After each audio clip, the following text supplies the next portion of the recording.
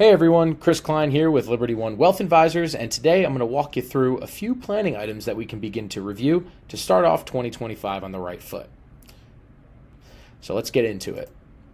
Obviously, it is tax season, so very important to be mindful of different tax documents and filing your tax return prior to the deadline or filing an extension if you need to.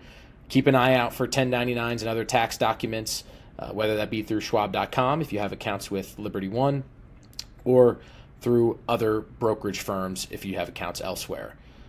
Those 1099s for Schwab should be coming out shortly if you didn't receive it already. And let us know if you have any issues finding that. We're happy to help you and send it to you directly or to your accountant if need be.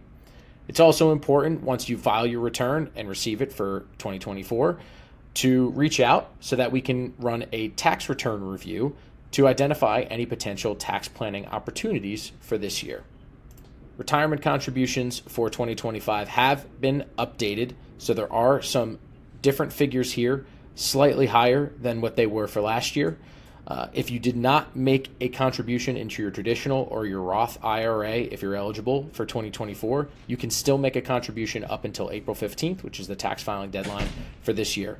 Same goes for 2025 contributions. You have until April 15th of next year to make those contributions in full.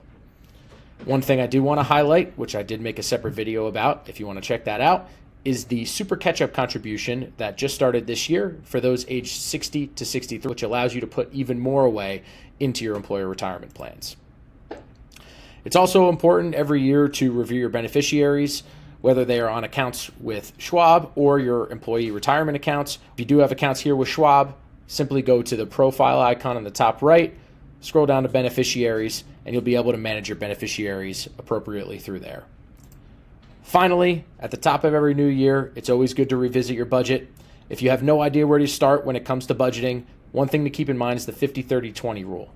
50% of your after-tax income going towards needs, such as your mortgage and car payments, 30% going towards wants, such as dining out, entertainment, or travel, while the final 20% are earmarked for savings and debt repayment. Again, this is a simple rule of thumb. It might not be applicable to everyone, but it's a good place to start. There are also a lot of good tools and resources through Schwab that are available to you. Look up Schwab MoneyWise, and there are a lot of great resources in there to help you start a budget or identify what your cash flow is. If you have any questions or if you're looking to review your plan in full, please don't hesitate to reach out, and we're here to help you along the way. Thanks for listening.